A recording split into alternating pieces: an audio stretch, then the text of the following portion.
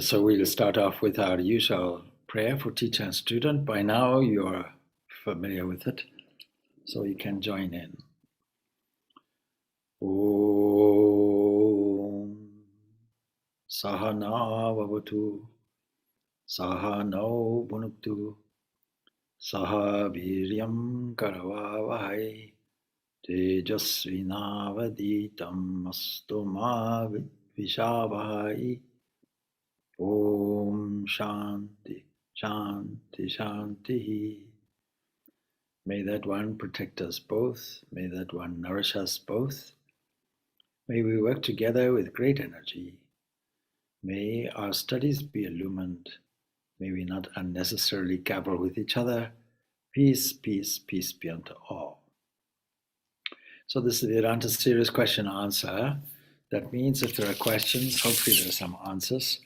So I do have one small question that somebody sent me in text, but otherwise, and I don't know how long it'll take to answer, not very long, I would think. So if there are some other questions and if there are answers to be interwoven with this particular participant, I'll do that. So I'm going to block my microphone, mute my microphone temporarily, so that you get a chance to formulate your questions, and then please go ahead and ask questions.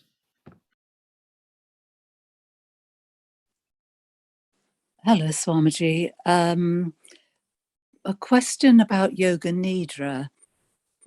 We held a silent day yesterday, during which we practiced a quite long Yoga Nidra.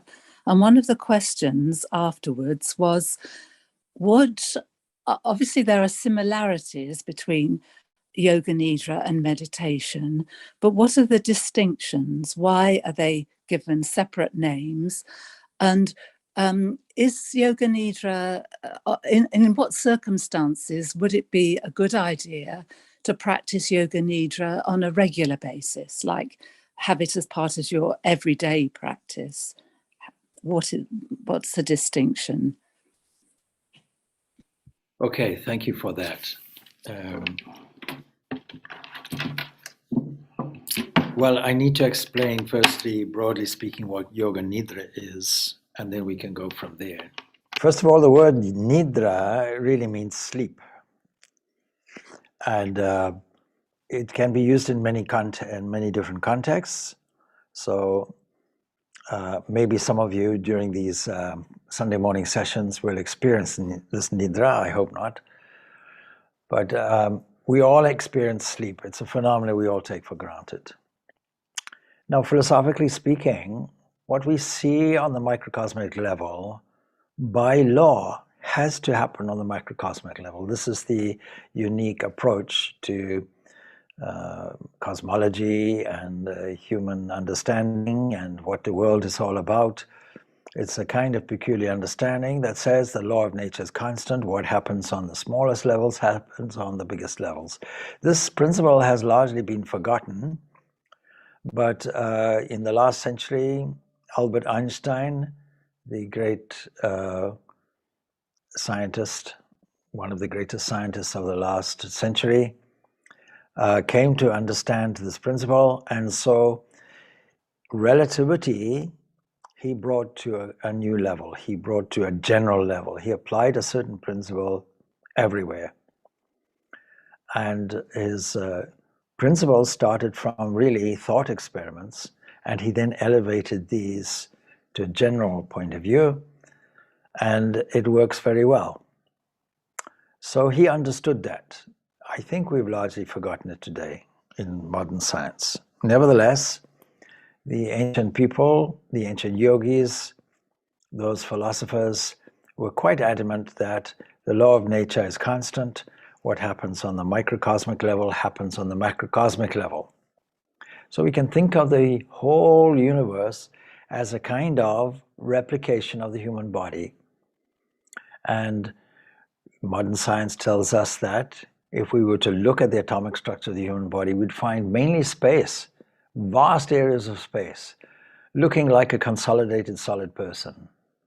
Same thing when we look in space out into the world beyond the earthly globe, we don't see compacted light. Otherwise, what we would encounter would be just a glorious glow of light everywhere in the night sky, but we don't. We see blackness. And that means that things are extremely far away, and most of what we see is empty space. Something like 20 drops of water in 100,000 cubic meters or something of that order. It's pretty much nothing. But you see, as you go outwards and go in a more magnified way, you'll see more of the totality. And if we were able to see more and more of the universe, as we do, by the way, through the modern telescopes, then we will get a more comprehensive picture of a cohesive body. And we could map this out, perhaps, in terms of thermodynamics. We can see the thermal relationships in the universe, interpreted unfortunately as a cosmic microwave background. Nevertheless, we can establish that a certain noise ratio in what we see to signal, and we can get a feeling of cohesiveness in the universe, something like a body. So let's make an axiomatic assumption. Whole universe is something like a body, a vast cosmic body that also requires a cosmic mind. Now you have a cosmic person. And this cosmic person, like the human person, will have a waking state, will have a dream state, and will have a dreamless sleep state, where everything goes into a state of suspension, where nothing happens.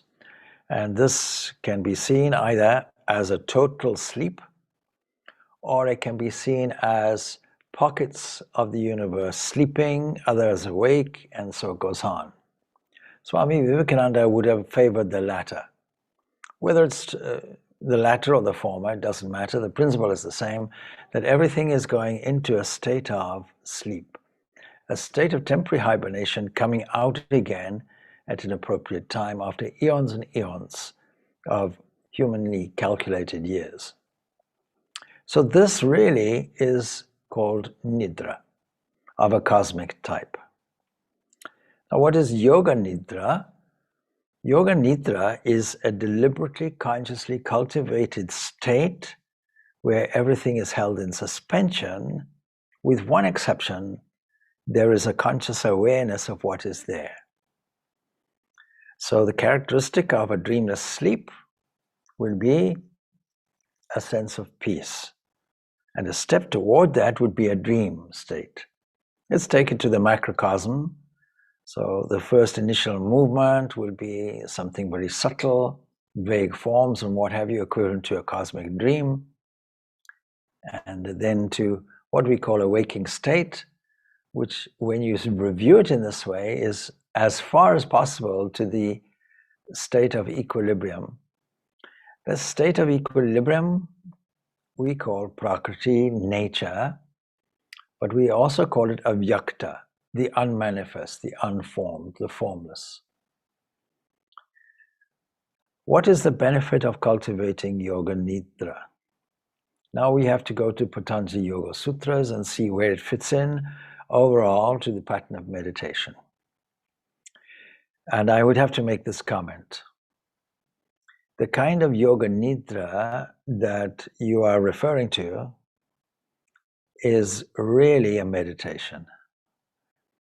And what has been done is the Yoga Nidra of a standard type has been elevated through visualization, use of mantras, use of mudras, etc., so that an added value is given to Yoga Nidra. Now, yesterday I attended a yoga exercise day, an International Yoga Day. And typically after a round of vigorous exercises, asanas, postures, and maybe some kriyas, there is a period which is lying on the floor, on the back. It's called Shavasana.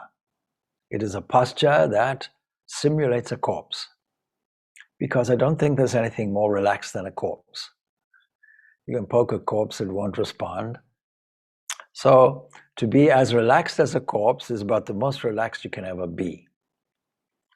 And the idea of it, after a period of yoga exercise, is that you now wind down. You relax the body now starts reviving its energy. And if the asanas are actually done correctly, they will all be energizing anyway. But the last period of time has several functions. First of all, to relax the body that has been exercised. Secondly, to give the mind an opportunity also to stabilize itself and to introduce ideas of truth and beauty and goodness and love and harmony. So we not only are elevating the body, we're also elevating the mind. What I pointed out briefly yesterday at yesterday's event was we should try to keep our mind in a joyful state always, regardless of whether we're walking or working, regardless of whether we're talking or cooking, whatever activity we have. We should do what we call and what I've referred to as practicing the presence, the divine presence in all our activities. So if we practice the presence and if we keep the mind in a positive, joyful way, not just trying to be positive, but a natural kind of joyfulness and positivity that arises when we just are joyful, It's a sunny day, we're walking down a street or a park, and the birds are singing, and we feel like skipping like a child, and we feel like singing, and we feel like whistling. It's all a very natural state. But the whole idea really of this Shavasana period, and this is what is really Yoga Nidra, is to relax the body by taking your attention and alighting it on different parts of the body in order to make sure you understand they are there, and then relaxing them. But you see, if you're not occupying the mind with something in particular, that relaxation can lead to a kind of mantra that we call snoring. So we can call it the Z mantra, if you will. And that really has a deleterious effect, because although we've gone into a sleep, we've now cancelled, if you like, the alertness and the energetic levels that we had during the exercise. And we're now going into an amorphous state characterized by inertness, laziness, dullness. The whole idea of the yoga exercise was to make you energetic, to take your energy, steer it in particular ways. So to be aware of what is going on in the body has two effects. Firstly, it has the effect of relaxing the body. Secondly, it has the effect of making you aware of every part of the body. Thirdly, awareness in general, and for awareness to happen, there must be some being that is aware. So it leads you to a certain witness that we call Atman or Purusha. Purusha meaning a person, but in this case, it's a person that is equivalent to Atman self. Self meaning that particular being that doesn't come, that doesn't go, that remains and beams. It has a witness, it is a knower, it is a thinker, according to the Brihadaranyaka Upanishad. And if it's a witness, it's also an enjoyer. Now, in dreamless sleep, true Nidra, devoid of dream, because what is dream? Dream is this deep sleep plus memory, according to the Patanjali Yoga Sutras. And if we are aware of the peace, not after the fact, but during the fact, this is called Yoga Nidra. And the process leading up to it is also called Yoga Nidra. A state of sleep, but alertness and awareness of the condition of it, of pure being. Now, how does this relate to meditation? It's equivalent to that stage of meditation that Patanjali calls a kind of withdrawal of our awareness. Pratyahara, it's called. Pratyahara. That means withdrawing of the awareness from the outside to the internal workings, namely the psyche, the goings on of the mind, and then ultimately you are free. You're free to then steer your attention elsewhere. Let's use another example or an analogy. Let's say you have a blackboard with all kinds of calculations and writings on it, and the calculations and writings are just a symbol of all the things that you have thought. It's a language of your concepts. You take that off, you wipe it all off. This process of wiping it off is called Yoga Nidra. And that moment of poise, creative poise, where you now go and put something in, you now write something of your own choice, that is equivalent to concentration, what is called dharana. For dharana to happen, the pratyahara must happen. You have to gather all your mental energy, withdraw to a centralized position, and then move it forward in a movement which is called dharana, concentration, a series of consciously, systematically steering a series of thoughts or events, a kind of creating a scene that goes in a certain direction until ultimately there's only one thought in the mind. This is called dhyana or meditation.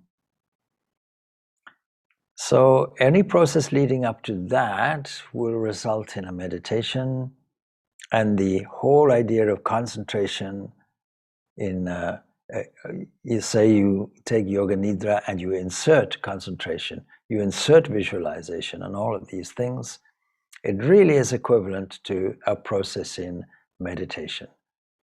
That process being a concentration until you get that level of suspension that looks like Yoga Nidra, but it's very, very different because what it is, it's the experience of pure being, it's an awakening. And the two experiences are very different. One is preparatory stage to fill in, and the other one is the awakening itself. Now, Yoga Nidra really is that, but when you take Yoga Nidra and add some Vedantic aspects to it, in other words, instead of being aware of the thumb and putting all your attentive energy into the thumb and feeling all sensations through the thumb, this would be part of the process. Supposing you add to it and say, by the way, it's not just a mere thumb. By the way, it's not just a pulsation of blood that's flowing through it. By the way, it's part of a total body, which is something like a miracle. All these by the ways are really meditations. They're really structures that lead you inward and more expansively. As you go inward, your vision becomes more expanded, more open, more truthful. So you can actually use this Yoga Nidra as a way of adding value to what is there. Instead of dismissing it, it's a part, I'm aware of it. And that is a part also of meditation practice, to be awareness. We call it asana. What is asana? It's not just selecting an easy posture for meditation, but it's also being aware of the parts of the body so that you can eliminate the body as a disturbance. And so how am I seated? You know, is it easy? Is it comfortable? What do we mean by easy? What do we mean by comfortable? What do we mean by posture? And as we become aware of that, the body itself relaxes and our concentration gets tuned. You'll find that there's a kind of calmness that descends in the mind, and an alertness comes up at the same time. This is also an intrinsic part of some Buddhist meditation, which is exclusively focusing on different parts of the body, and then learning to shift your attention from one part to the other. And this immediately has the effect of stabilizing the mind. But in order to do this, there has to be naturally, or there will be automatically an occurrence, an understanding. I am not the parts. I'm not the assemblage of the parts. I'm not the aggregate. I'm the witness of these things. And when that flash is more than a flash, when it's sustained, it becomes a blissful moment. And getting used to that blissful moment is really meditation. So when we add an added value to this, it's not just mere limbs. And then when we make a link between that and other things, such as, okay, supposing I feel the pulse of the blood, where is it coming from? The heart. What is the energy of the heart? Universal energy. Is it that same energy that makes a pulsation in the sun? Is it that same energy that is responsible for the movement, the elliptical movement of a galaxy? Now it's leading you into a position that's elevating the mind in the same way as meditation. So most practices of Yoga Nidra will be basic practices. But the practice that you're describing puts an elevation on it. It gives an added value.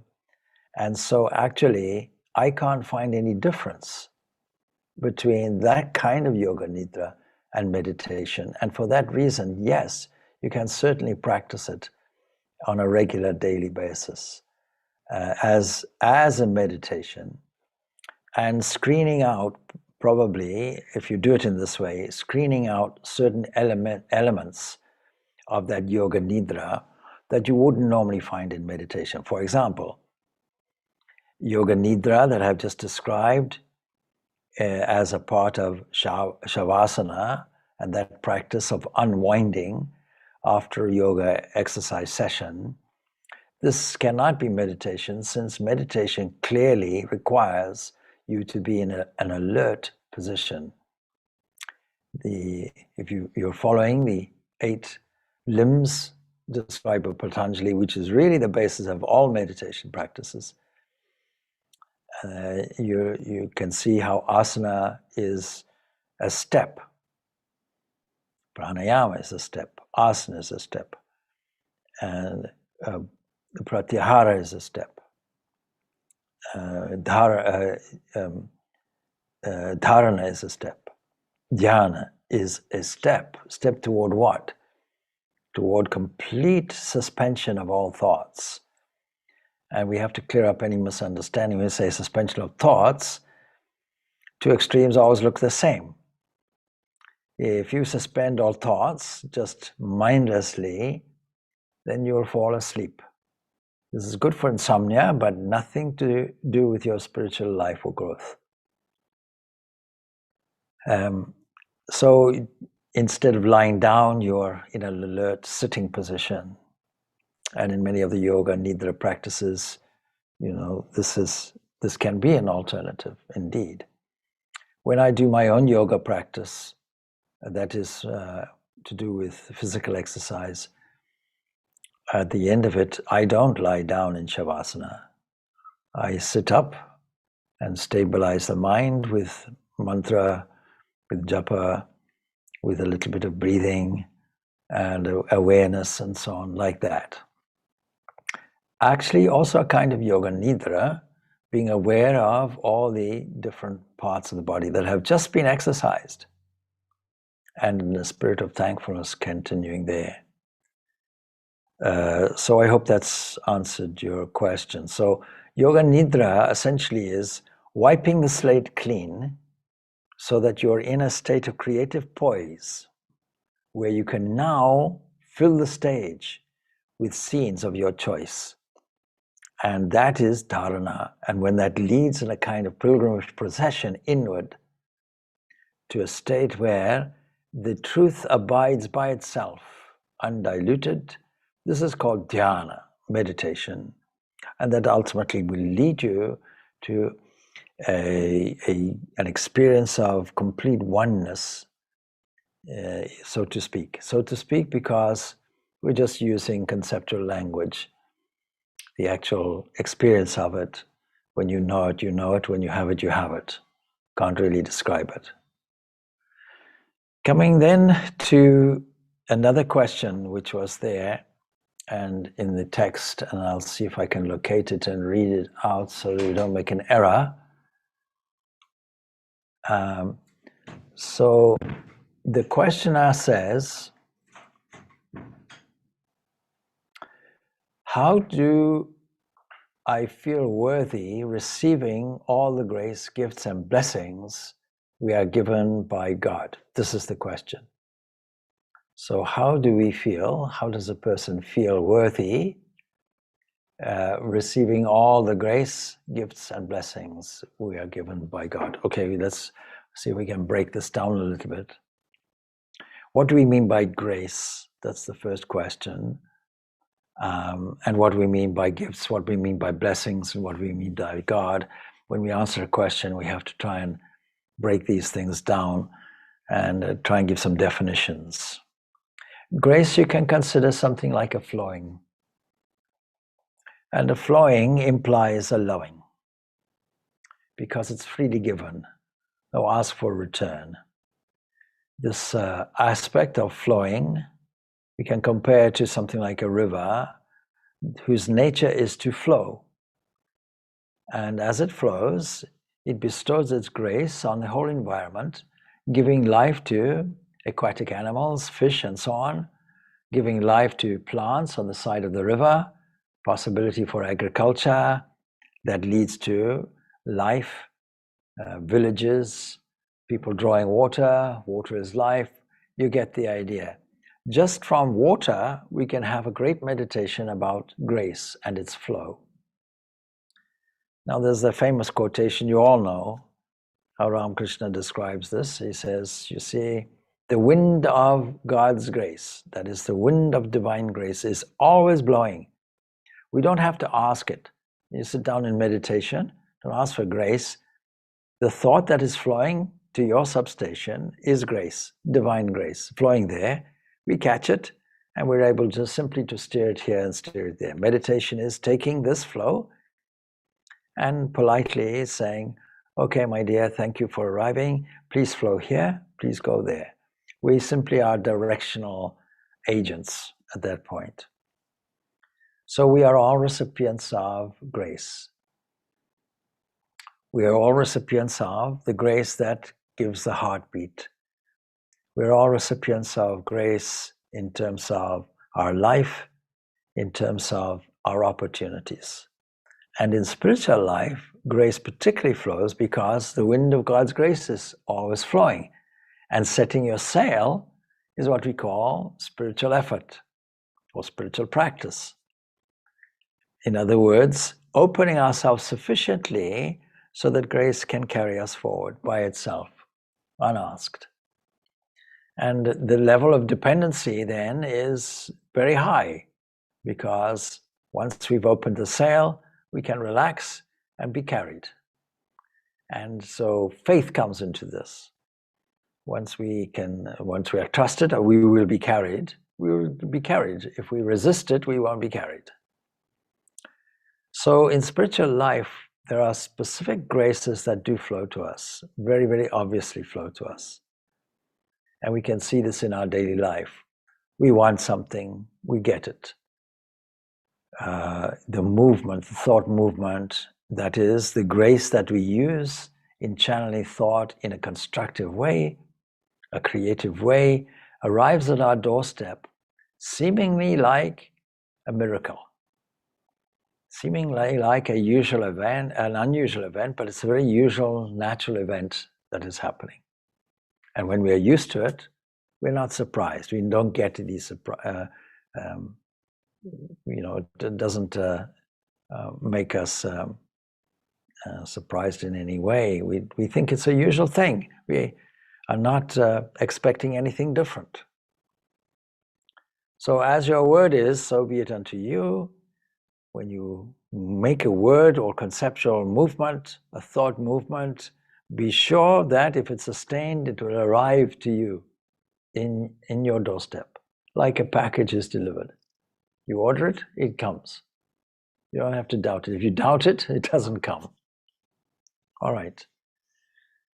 So somebody who notices this also notices the gifts that come with it and feel that their life is supremely blessed. And in the terms of the questioner, that's certainly how they have felt. Previously, they had to struggle, and they had taken up things like positive thinking and attended Tony Robbins seminars and things like that. I don't mean literally, but that's the kind of thing. Listen to videos and recordings. You do this, you do that, and so on and so forth. But none of it was easy and natural. It all was to do with some kind of abrasive effort, and therefore was pressurized. But easily and naturally, when you relax and let go, when you understand the first part, that grace will flow, then naturally you receive the same thing on the other end. You know, when you put your baggage through the security conveyor belt, you don't expect an elephant on the other side. You know, your baggage will arrive on the other side, no doubt. If it doesn't, then it's bypassed into a security area and they suspect that you're carrying something dangerous. So what you put in is what you get out. And the grace that flows, that's the material that you're using, but we have to be thankful for it. So the next thing really is grace, gifts, and blessings. All right? But how do we feel worthy receiving these things? All right, I'll leave that text now. I think we understand the question. It's very often a difficulty, a cultural difficulty, not to make an honest assessment of your virtues. Because we may be taught when we are small, if we say anything good about ourselves, then it's not being humble, and humility is said to be a great virtue.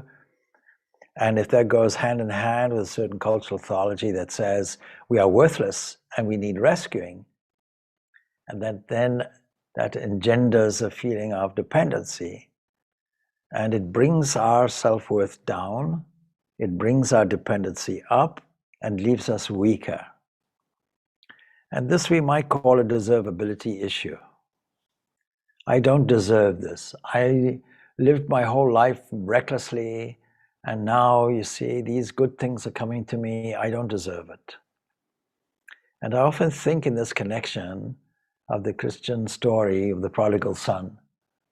Two sons are there, and the prodigal son, they're given a legacy, and the prodigal son goes away. He spends all his inheritance and wastes it basically, and comes and finishes the whole thing and comes back to his father in a worse state, in a weakened state, in a state of unbelievable humiliation. And in the meantime, the other brother has kept steadily with his family, with his father, has worked and so on and so forth, steadily supporting everybody, doing his duty. And the father, when he sees his son, his prodigal son, coming from the distance, runs out to meet him and arranges a big feast, a welcoming feast. And the other brother is a little disturbed and also jealous. You know, you don't give me this kind of attention. I deserve this kind of attention, but you ignore me. Now here's this person, he doesn't deserve it. What's he done? He's wasted everything. But that's not the point. The point of the parable is that the son comes back. In other words, says, okay, I made some severe errors, now I'm coming back. And the fact that he's the son means he doesn't have to prove his deservability. So if you have a child, the child doesn't have to prove to the parent that they are deserving of love. In normal, healthy, natural families, where there is, you know, the normal family flow of love and concern and caring, it doesn't matter what you do. The son or the daughter could, you know, have gone off the rails completely. But the fact is family. That's the way it is. Supposing we view ourselves as part of a divine family with a caring mother or father who doesn't judge or criticize, simply supplies. This is called grace. It's not like a human love. It's a divine love which doesn't care what you did. Just like the sun doesn't care if we blow the whole world up. It simply continues beaming. It's not the concern of the sun. In this same way, there is a loving being or entity that religion calls God, and it's not the God that sits in the clouds in an extra cosmic way that judges and weighs and criticizes. This might have been a useful concept at some point in time, but it now is worthy of being outgrown very quickly. Probably by the age of 9, you should outgrow these kinds of concepts when you start thinking for yourself.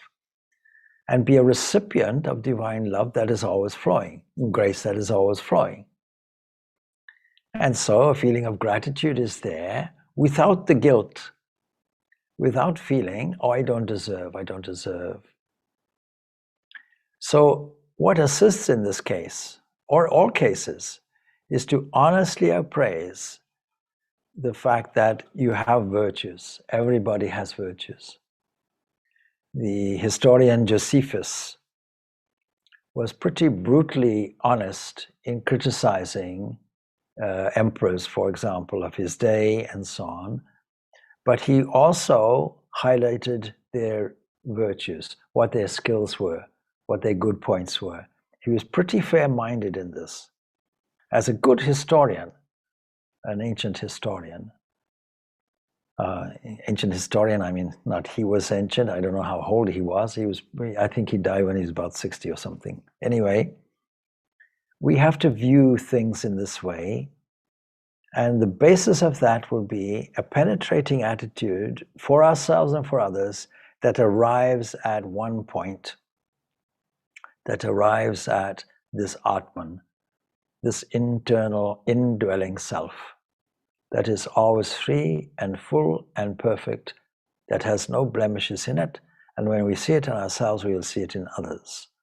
What will be the effect of such things? Our self-image, our self-worth will increase, will improve. We will become stronger. And we will have a shifted positive attitude toward every other person, every other place, every other event. Not just charitable, but a deep love for everyone and everything that bypasses any kind of critical analysis, any wish to change anybody, any wish to help anybody, all that goes. When somebody mentions, oh, I'm going to help somebody, Ramakrishna, in his absolute direct way, said, who do you think you are to go and help somebody? How arrogant you are. You think that you can go, you're equipped to go and help somebody. So we don't help somebody, but what about us? Do we help? Do we serve? Yes, we help and we serve.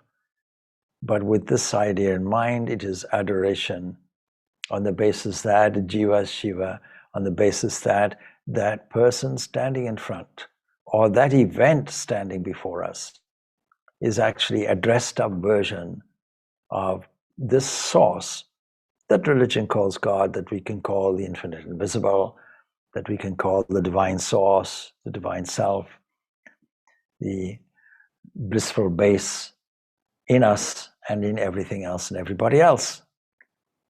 And with that, we have not only a better attitude that solves our own psychological aberrations, but we also are engaging in a transformational movement, because the other person, that God in the other person comes through and shines through. And this is the base of spiritual healing. Because God is not lame, God is not blind. And when we remove that by seeing the perfection within beaming forth, then that perfection beams forth.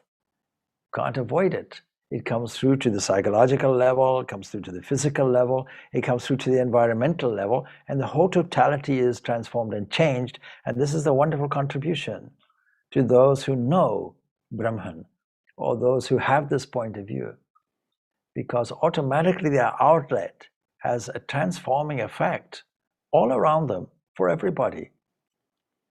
And it's not just them, all of us have that capacity. One person having it, everybody can have it. We all have the capacity, therefore, to do it. So, we may have been told, when you do something, you get a reward. But you won't get a reward if you don't deserve it. That's okay, that's a motivating factor up to the age of maybe 9. But thereafter, we have to drop the idea.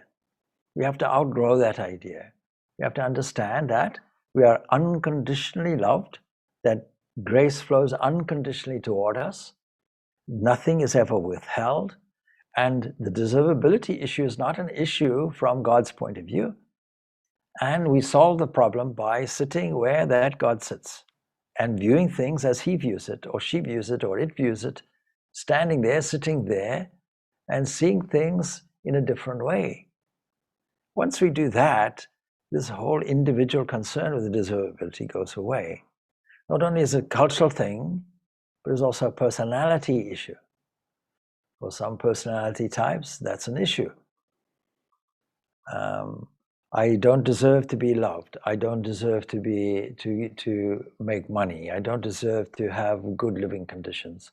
I don't deserve to have a problem-free life. But you see, every assertion of this is also a developer. Every assertion like this is all a forecaster, a shaper of your destiny in this way. In Vivekananda's language, if you think you're weak, you'll be weak. If you think you're a sinner, you'll be a sinner. If you assert you're a worm, you'll be a worm.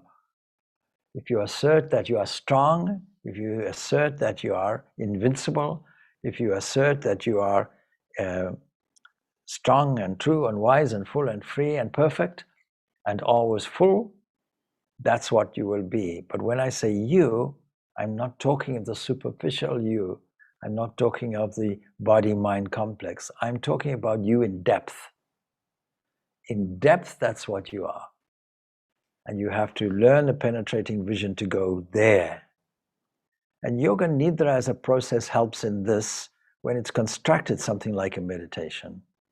When it's not constructed in this way, it's also useful. It's useful in shifting the mind away from distracting things and learning to put an energetic attention on one limb and learn to shift that around. And it's often used as an exercise to steady the mind, an exercise in concentration. So let's give you an example of it. Supposing I'm sitting there, all right, what to do?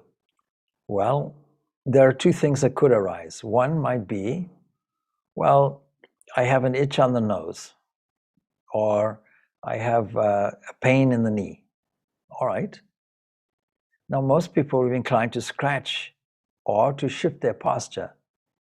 Instead of doing that, accept the sensation and then enjoy the sensation and put all your attention on the individual sensation, and you'll find that the sensation that could have been a distraction now becomes an exercise in awareness. And it could be an awareness now of the whole skin. It could be awareness of something else. It could be an awareness of the wonderful machinery of the human body and how it works in a marvelous, miraculous way. We often pay attention to the body when it's ill or sick and has to be repaired, and we take it to a repair shop called a doctor. But it's a much more rewarding thing to appreciate how beautiful the body is, how well it works, how one teardrop is effective as a germ killer diluted in 20 liters of water. How if anything gets past that, the cilia, which normally results in coughing up a foreign material, gets into the stomach where hydrochloric acid sits. And if anything goes further, we have all these millions and millions of antibodies. We have a whole defense mechanism that kicks into action. And we call this flu, or we call this illness. And in our foolishness, we don't trust the body. We say, let me correct this. No, the condition is already a correcting condition. The body is already trying to correct it. The body's defense mechanism is already put into motion before you're even aware of it. And you can get around the discomfort through naturopathy, where you divert that to a safe area through cold compresses or steam baths or something of that nature. And so you can relieve that discomfort. There's no doubt about that. Anyway, this deservability issue has to be dealt with by shifting the mind to a more elevated position where it doesn't arise at all. And yes, there can be thankfulness without feeling guilty. There can be gratitude as part of a worshipful attitude. Naturally, if there's a flow of divine grace flowing in your direction, which is not asked for, which is always in your favor, which is always giving you the opportunity for an elevated state of mind, then we should be thankful, there's no doubt. We should be thankful for this gift of grace that we equate with love and giving and ever-flowing positivity in our direction. Yes. So I hope that's an answer to the question. So, okay, we are now 10 minutes more to go. So I now take some more questions. I see there may be a comment in the chat. Let's see. Could you explain about cosmic mind and our relation to it? All right. So I mentioned that what happens on the microcosmic level will also happen on the macrocosmic level. And don't think, that means then that every microcosmic version is a small sample of the macrocosmic version, because we can't say me plus cosmos. I must be included in the cosmos. So just as the universe itself can be considered a cosmic person, something like a cosmic body, then there's a cosmic mind there, which is a creative mind. And that's equivalent to the dreamer dreaming. And the dream becomes the world called the cosmos. We can view it in this way. Now, this aspect of a universal being as a cosmic mind, as a creative mind, we can also shift our language for ease of understanding, is also a creator. So any religion that has a creator will have that understanding in it. And I think earlier, I can't see the question here, but anyway, for posterity, I'll answer the question, because they said it would be nice to know what is the difference, what is Brahma, what is Vishnu, what is Krishna, what are all these things, So what is called Brahma in the Hindu theology, if you want to call it that, is this very cosmic mind. Cosmic mind has also been called Hiranya Garbha. Garbha means a womb or a seed. Seed and womb, same kind of thing. It's the origin of life. It's where everything comes forth. And actually, seed and womb have to come together. So a seed develops in a womb. So it's a developing thing. It's also an originating thing. And it's also Hiranya. It is golden. It is shining. So that shining origin is the creative mind that dreams up this world and creates it. And its nature is pure sattva, with other things involved in it, but pure sattva. And that means when we say God is love, it's meaningful when we understand that. This cosmic mind is everybody's mind. There's only one mind, cosmic mind. But I thought I had my own mind. No, you may think that, and the cosmic mind allows you to think that. But you see, it's like one broadcasting station. Supposing you're listening to RTE or OTE, as they say here, and there's one broadcasting station going on. The broadcasting and the receiving is identical. And it's also spontaneous. There's no gap in it, because the electromagnetic wave system is right here, right now, and all we have to do is tune into it. We don't have to go on a journey to the broadcasting station. Now, the curious thing is, there are some irrelevant questions that we ask when we understand this. what happens to me when I die? See, in the light of this new understanding, we can't ask that question. It's like saying, what happens to the broadcast when my transistor gets shut off? When I turn my radio off, what happens to the broadcast? Nothing happens, it continues. It's always there.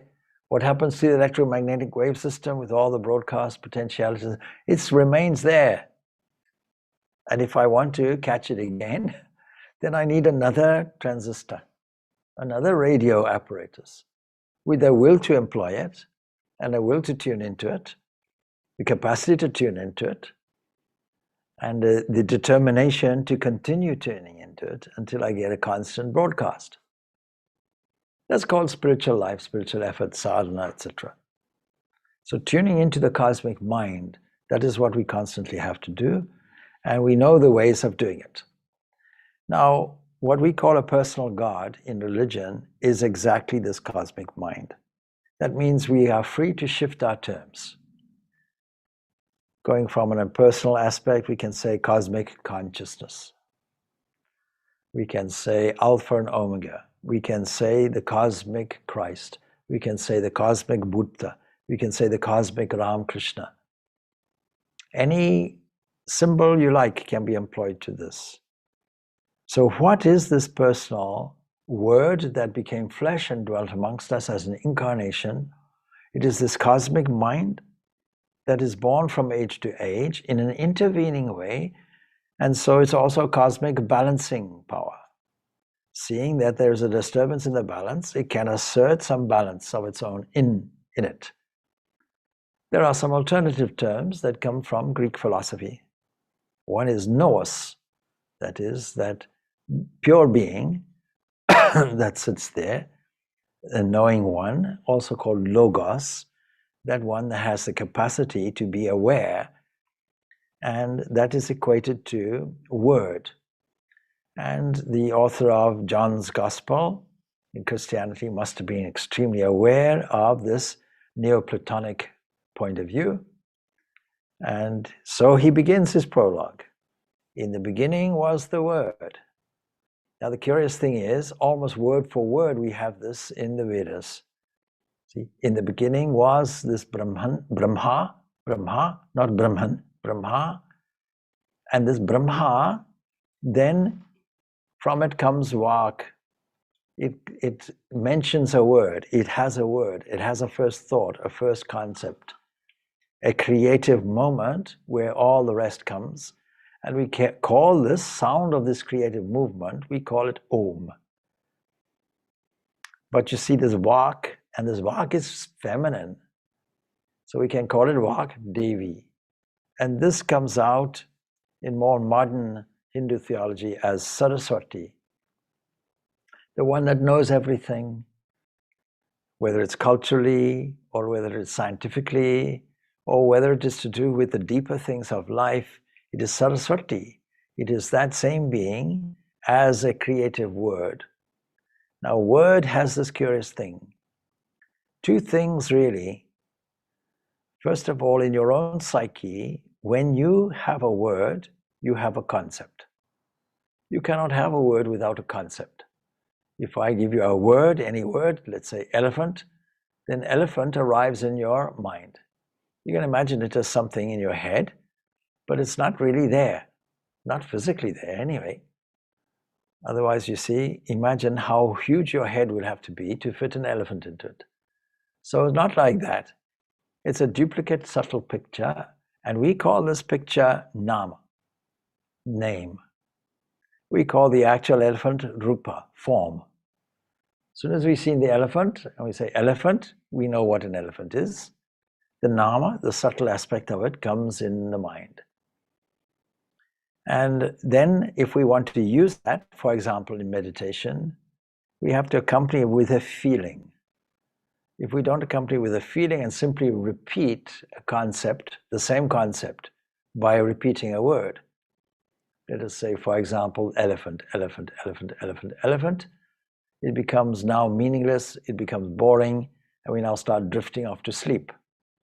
But if we say elephant and then feel the strength and power of an elephant, for example, then the whole body, the whole psyche, every part of your so-called individual being takes on that quality of strength. That means whatever we want, we can get through thinking. But don't think that it is your mind as an individual. It's only a substation, a tuning aspect of this cosmic mind that produced all the various forms and concepts. Now, the first ruffles, if you like, were waves, and still are waves. And these waves we can identify as waves which come and go, which are not materially substantial. We can't really see them with ordinary eyes and what have you, because the eyes themselves are constructed from these waves. And the Ashtavakra Samhita tells us something very curious, that if we understand these waves divided into 5, which we call tanmatras or mahabhutas. They say bhutas because the understanding of bhutas means they are the primary bhutas from which all the other bhutas come from. It's like a subtle variations that makes different configurations, combinations.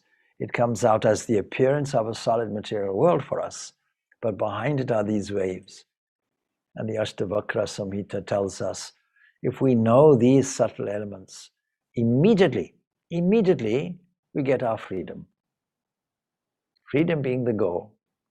Why should we get that? Because immediately we've understood the ephemeral nature of the nature itself. So this is what we call the cosmic mind, alternatively called cosmic consciousness, alternatively called nous, alternatively called logos, or simply word. So John's Gospel begins like that. In the beginning was the Word. In the beginning, yes, because time itself arises from it. In the beginning was the Word. And that means that fundamental concept that then makes all the material corresponding things that we have. So God, you can put it in this language, God dreams the world. Now there's a famous Vaishnavite picture, I suppose. We can call it that way. Vishnu lying down. Where's he lying? He's lying on Ananta, the infinite cosmic snake that represents cosmic waters. So potential cosmic waters are there, not yet erupted, completely calm, with darkness, covered by darkness, darkness covering the waters, if you will. And then from Vishnu's navel, a lotus comes and opens up, and there is Brahma, and Brahma has 4 heads. Mythology says more, but there's a story behind that. Let's say 4 heads, 4 directions. In other words, space, representative space. That being creates space, creates movement within it that is called time, and creates the world. And what does Vishnu represent? It represents that infinite potentiality from which that comes. And Vishnu is lying there in what? In Yoga Nidra. In Yoga Nidra, the prerequisite to the first creative movement from which everything else comes. So I hope I answered your question. Thank you, Swami. Thank you, Swami. That was Thank you, beautiful. Swami. Thank you, Merci Swami. beaucoup, Thank Swami. you. Thank you, Swamiji. Thank you. Thank you, Swamiji. Shanti, Shanti, Shanti. Peace, peace, peace be unto all.